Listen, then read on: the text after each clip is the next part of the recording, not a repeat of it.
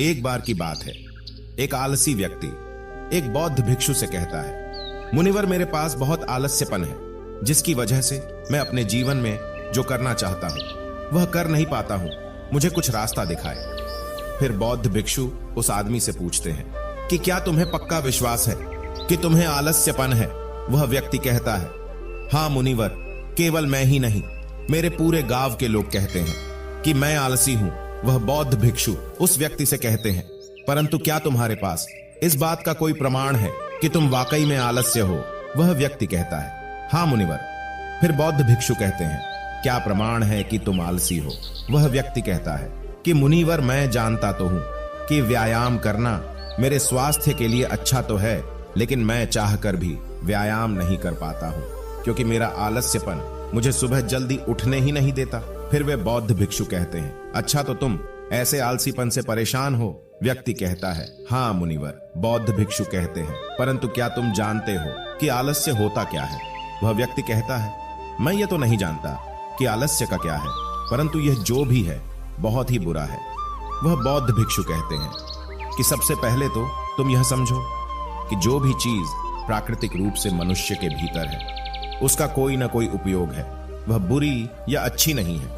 आलस एक भाव है, एक विचार है, जिसे जाने अनजाने में हम खुद ही पैदा करते हैं। वह व्यक्ति पूछता है, परंतु वो कैसे मुनिवर? फिर बौद्ध भिक्षु कहते हैं, आलस्य पैदा होने के दो ही कारण हैं, पहला शारीरिक और दूसरा मानसिक। जब हम शरीर को कोई ऐसी भोजन देते हैं जिसके खुद के भीतर कोई ऊर्जा नहीं है, तब भी हमारे शरीर के भीतर आलस्य पैदा होता है, क्योंकि यह शरीर ऊर्जा से चलता है और जिस तरह की ऊर्जा हम उसे देते हैं यह उसी तरह का बर्ताव हमारे शरीर से करता है। हमारे अंदर आलस्य का दूसरा कारण है गलत तरह से बैठना, गलत तरह से सोना और गलत तरह से चलना है। हम इस बात पर कभी ध्यान नहीं देते हैं कि हमारे बैठने, लेटने और सोने की स्थिति भी सही भी है या नहीं।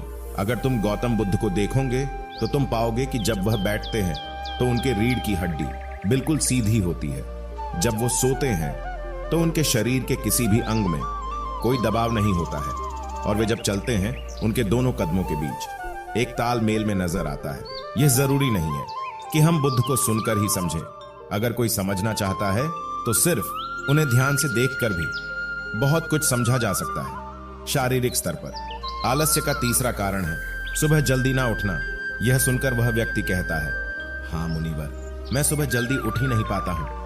वह बौद्ध भिक्षु मुस्कुराते हैं और कहते हैं कि तुम सुबह जल्दी तभी उठ सकते हो जब तुम रात को सोने का एक सही समय निर्धारित कर लोगे। बौद्ध आश्रमों में प्रत्येक बौद्ध भिक्षु को अनुशासन का पालन करना होता है, क्योंकि अनुशासन हमारे जीवन में संतुलन लाता है। ज्यादातर लोग अनुशासन को बुरा समझते हैं, क्योंकि उन्हें लगता है कि अनुशासन उन्हें बांधता है, जबकि असल में यह है कि अनुशासन हमें बांधता नहीं बल्कि मुक्त करता है। तब वह व्यक्ति पूछता है, परंतु मुनिवर, शुरुआत कहां से करें? वह बौद्ध भिक्षु कहते हैं कि शुरुआत सही तरह से भोजन करना, बैठने, लेटने या चलने, सुबह जल्दी उठने की आदत डालनी पड़ेगी। जो भी तुम इस समय कर रहे हो उसे ध्यान से करो। पहले तुम मन के स्तर पर आलस्य को समझो। वैसे तो ज्यादा स्थितियों में मन शरीर के कारण आलस्य पैदा करता है। मानसिक आलस्य का पहला कारण है हमारे पुराने गलत विश्वास। हमें लगता है कि हम पिछली बार भी नहीं कर पाए थे, इसलिए इस बार भी हमसे नहीं होगा। हम इस बात को नहीं देखते हैं कि इस बार और पिछली बार में बहुत अंतर है। अब हम मानसिक तौर पर वह नहीं है जो पहले थे। अब सब कुछ बदल चुका है। जब हम अपने आप को काबिल नहीं समझते तब आलस हम पर हावी हो जाता है। दूसरा कारण है आलसी लोगों का साथ देना।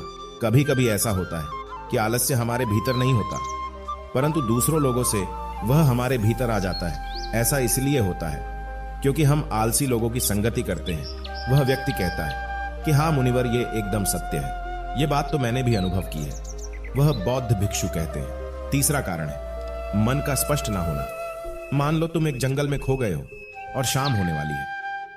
तुम्हें यह नहीं पता है कि तुम्हारा घर किस दिशा में है, तो क्या ऐसी स्थिति में तुम आलसी बनकर लेट जाओगे या फिर अपने घर की तलाश में निकल पड़ोगे? वह व्यक्ति कहता है कि मैं घर की तलाश में निकल पड़ूंगा। तब वो बौद्ध भिक्षु कहते हैं कि अगर खूब प्रयास करने के बाद भी तुम्हें तुम्हारे घर का रास्ता नहीं मिला तो तब तुम क्या करोगे?